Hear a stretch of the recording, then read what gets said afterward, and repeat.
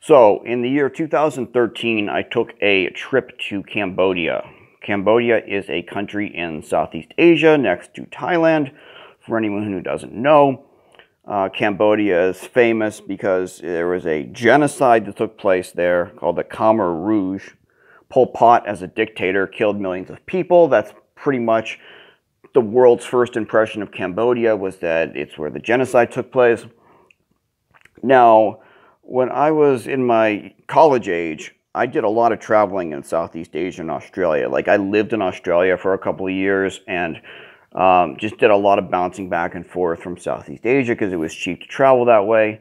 So I have like a deep connection with that part of the world. I absolutely love it, and I wanted to go back. I missed it. And I didn't have any traction in America. I was just going through the same cyclical pattern of heroin, sober, over and over and over, in and out of jail, in and out of treatment. And I just, I wanted to, it was almost like I wanted to touch back into my youth before all of the bad stuff happened. And I figured, like, if I could go to a part of the world that reminded me of my youth. I mean, this is, obviously it's not the best strategy. I mean, I took my adult problems over to Cambodia, and as I took my adult problems over to Cambodia, I did a lot of drugs in Cambodia, and this is going to summarize. So the point of this video is just to summarize the basic drugs in Cambodia that I did.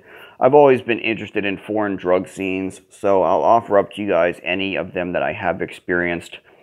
So yeah, doing drugs in the capital of Cambodia is called Phnom Penh. So, doing drugs in Phnom Penh, Cambodia. Okay, and I have to make another video because this Cambodia trip, I went over there to teach English. It's easy if you're, a foreigner who speaks English. It's very easy to go over there and find work that, will definitely pay enough money to sustain, a decent life over there.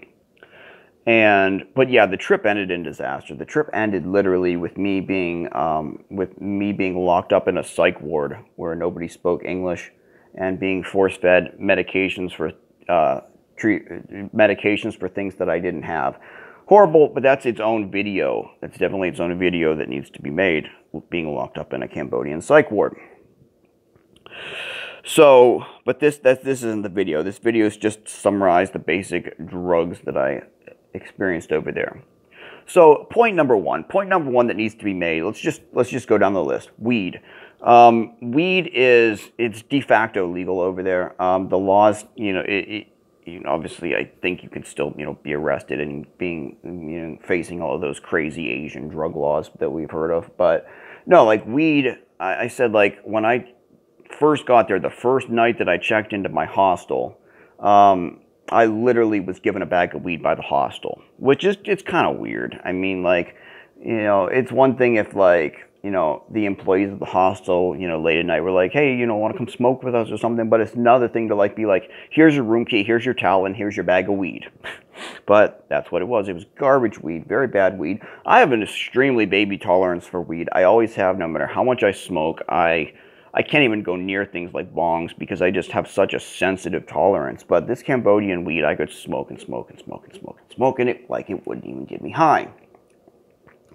And it was weird though, because, like, being in other Asian countries, like Cambodia was the first place I've ever been to where I experienced real, genuine, devastating poverty. I remember getting off of the plane, and it was like 2 o'clock in the morning, and I was going from the airport to my hostel in a taxi. And the hostel was on this road in the capital city, and it was like the right side of the road was just guest houses and hostels and, restaurants and stuff. And the left side was up against a city park. So, yeah, the left side was just a city park. And hang on, I gotta plug my phone in. So I'm going down this road, this dark road at night toward the hostel, and it was like out of the park, there was just like, as I was walking down, it was like the park was full of homeless people, and it's like they're coming out of the darkness in the middle of the night trying to approach me to get the money and everything. And it was almost like, I'm not saying this in a disparaging way, but it was like being attacked by zombies. It was like, wow. And like these like emaciated, sad looking people, you know, coming up to me as I approached my guest hostel, youth hostel, whatever. It was just like shocking. It was like, wow, this is going to be a huge theme here, poverty, and my God. So, so it already has a very depressing feel. It's not like the other Asian countries. Like this is, there's the after effects of the genocide can be felt, and it's just very dark and creepy. So, okay, so we've been over weed, and one of the things that I really wanted to do, okay, well, we'll cover that next. Over-the-counter situation. Now, benzos, 100% over-the-counter. Barbiturates over-the-counner. Some opiates over-the-counter. Tramadol, dihydrocodeine, stuff like that. Weaker stuff, but yeah. There was pharmacies everywhere in downtown Phnom Penh. There were these green buildings that had like green and white signage, and there was like this big pharmaceutical cross on the top of it. So you would literally just walk into one of these pharmacies and you'd write down on a piece of paper whatever you wanted and hand it to the pharmacist. Like, for example, if you wanted some Ativan, you would just type the word lorazepam, or write the word lorazepam on a piece of paper, hand it to the pharmacist, and they would hand you back a blister pack full of lorazepam. It was always like blister packs that were like Pakistani or Indian origin or whatever. I mean, wildly, you know, varying potency, which isn't good. But yeah, so you could walk into a pharmacy and you could buy a blister pack of Xanax, and you could buy a blister pack of dihydrocodeine, and, you know, go and pop your pills and enter a state of whatever. And like, and I think like you could even get like Adderall and Ambien and stuff. Like, it was crazy that what you could get over the counter. So over the counter benzos, you know, as a person who thinks that all drugs should be legal, I still understand the dangers of being able to walk into a pharmacy and buying unlimited benzos and whatnot. It's definitely, it's freaking nuts to be able to do that. But so yeah, that was the over-the-counter scene. Mushrooms. I never encountered mushrooms over there, but I knew there were pizza shops in downtown where you could literally walk into a pizza shop, order a pizza, and they would serve it to you with psychedelic mushrooms on it. Psychedelics and everything. I talked in my other video about some of the rich foreigners, the spoiled rich kids that lived over there were into, like, you know, they sold me what they claimed was ecstasy. It definitely wasn't ecstasy. It was one of these crazy research chemicals that make people go crazy and freak out. You know, think of what's the one called, MDPV, something like that. And okay, but what I wanted to get over there was opium. Like that, that was what I researched. You know, read message boards and foreign expat community stuff, like how do I find opium in Phnom Penh, Cambodia, because I wanted that authentic Asian opium experience. And basically I was referred to a place called the Central Market, and I was to go to the Central Market and walk down the rows of taxis until I heard a taxi driver, you know, hail the word opium to me. Which, you know, open air markets are open air markets wherever you are in the world. It all kind of works the same way. You just kind of, you know, walk around, and, you know, you gotta balance it of like making it obvious to the drug dealers that you're there for drugs, but making it not obvious to any authority figures that you're there for drugs. So you have to kind of toe the line. So I'm walking down the row of taxis, and finally I hear the word opium, opium, opium, opium. And so I go with it and go to the taxi driver. He says, you know, opium, gives me a price. It was a little bit pricey. It was like, I mean, they don't, it was more like you were paying for a session, not like a flat amount. And it was like $50 US for a session of opium or something. But, and how they would do this is like, there would be locals who, like, you would get like multiple people would go at once to smoke the, you know, for the session. And, you know, the claim was like everyone's going to throw down the same amount of money. They're not. They're not putting any money in. The Westerners paying for everything. But nonetheless, so I took him up on the opium, and they attached like 3 or 4 other older local Cambodian guys, and we all like, we went up to like the 2nd or 3rd floor above like a building that was adjacent to the central market. And so we're in this like industrial loft kind of area that's like not even fully like, you know, filled in. It's just, you know, like, well, it's like a industrial loft type thing. And you know, we're walking through corridors and back, and we finally get to like one little like construction site where we all sit in a circle, and the one guy pulls out the drugs.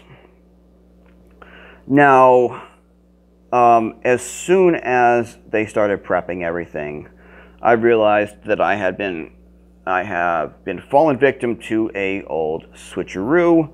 I was like, I don't know everything about opium, but I know enough to know that we are not smoking opium. We are smoking local meth. That's what they are preparing. So the meth in Cambodia, I think it's called yaba, which translates to like wild man drug or something. And so obviously it's no secret that I hate meth. I cannot stand methamphetamine. It gives me horrible paranoia. I hate it. And at the same time, though, when you're in Cambodia and you've just, you know, swallowed a handful of dihydrocodeine and a handful of over-the-counter benzos, meth doesn't seem that scary anymore. So I was like, well, you know what? I'm up here. I might as well just go with the authentic local experience. And I ended up smoking Cambodian meth with these guys. Now, it was just weird because, like, it was like chasing the dragon style, but you would, the straws that they would use would be like super, super, super long. It's like, why do we need a straw that long? I mean, I didn't know how to say in Cambodian, or Khmer is the name of the language, Khmer. I didn't know how to say in Cambodian, why is the straw that long? But I just went with it. And I remember the guys were like, they were like, pat me on the back saying that like I had good lung capacity or something like that, because I could just like take longer hits than everybody else. You know, I don't think I have some type of unique lung capacity, but they were all marveling at that. So anyway, got high on the Cambodian meth. And on the topic of poverty, like talk about a crazy thing to experience when you're high on meth.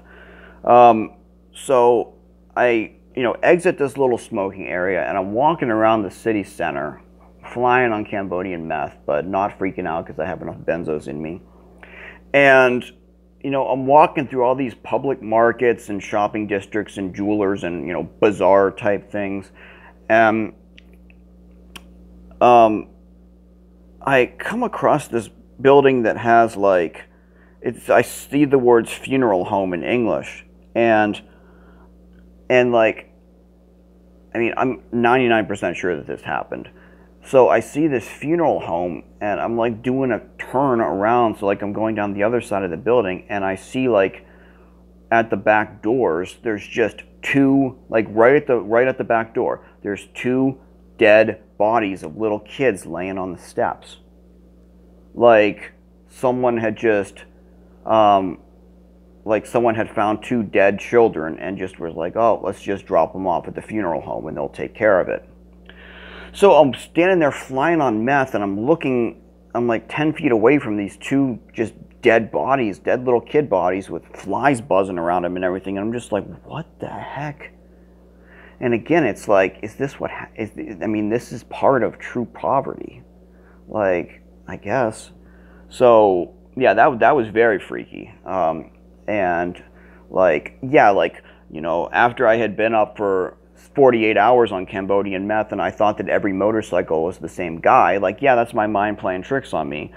But no, I mean, this was a half hour into meth. Like, it was I mean, it happened. That's poverty for you.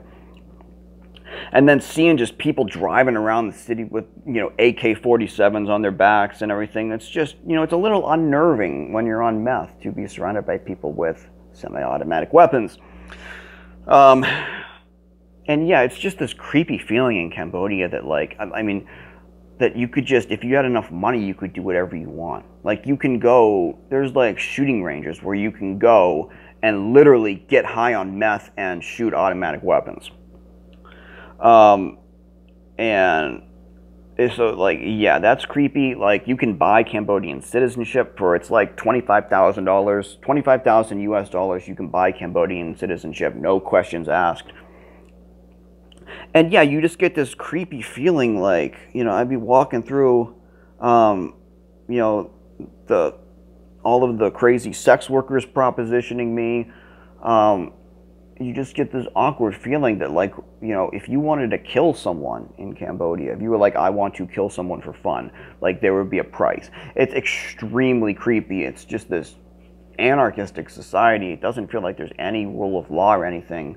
And, you know, while politically I talk about, you know, identifying with anarchist philosophy, like, and this was a bad practice of it. It was just very... Anyway, so I never ended up finding the opium, ever. But what I did find was the heroin, the Asian heroin. Now, how this came about was I was in my hostel, and it turned out that the son of the hostel owner was able to get heroin. So and this, you know, talk about things that I did that I regret and feel bad about. Buying heroin off a 14-year-old kid. It's just, I mean, you know, it is what it is. But yeah, so like this hostel owner's son was like 14 years old, and he was able to get heroin for me. So I was like buying heroin from him.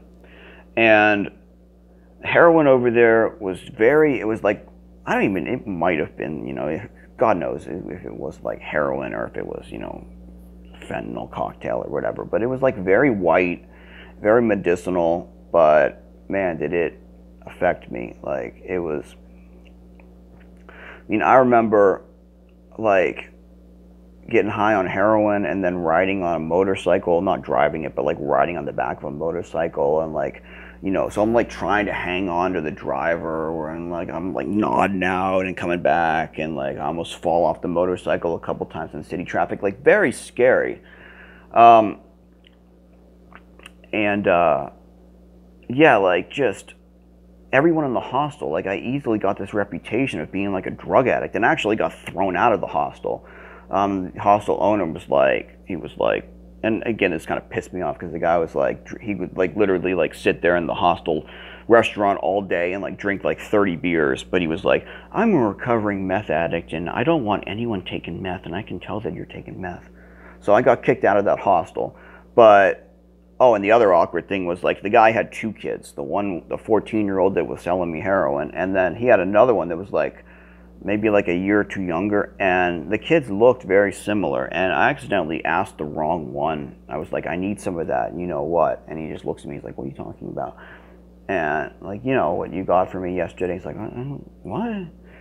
So yeah, like I accidentally asked the wrong son for heroin, and God, that probably, I don't know what happened behind the scenes on that one. And yeah, just in terms of my confessional, like horrible things I've done. So I go to a different hostel after I got kicked out of my hostel for using drugs. I go to another hostel, and the hostel owner is like chatting me up, and he's like, oh, you're here to teach English. He's like, I have a little boy, and I'll tell you what, if you give my son English lessons, just spend a little bit of time with him every night, you can stay here as long as you want for free. So I'm like, sweet, let's do this. And yeah, just in terms of like regrets, things that I regret doing, things that I feel bad about, like this is definitely like top 3. Like just being, so like this guy like lets this like 5 or 6-year-old kid come up to my room and get taught English lessons and stuff. And so I'm like sitting there trying to like have basic, and it's really adorable, like seeing a kid, like a child, like learning basic English, and like the joy that they get like from like having a basic conversation with a foreigner in English, just like so rewarding. But it was just lost on the moment, because so like I'm sitting there talking to this little kid, and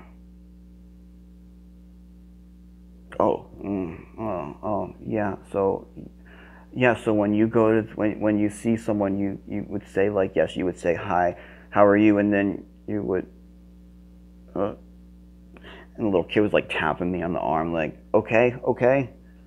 So yeah, just and that's scary because like there was only like one night that I gave this kid an English lesson, and I have no idea how it ended because I just nodded. Like the whole trip was a blur, but it's like I ended up going to a third hostel after that, like a couple of days after that, and like so like not only was I nodding off when I was giving this little boy English lessons, but like I have no idea like how that first night ended. Like I have no idea. It's all a blur.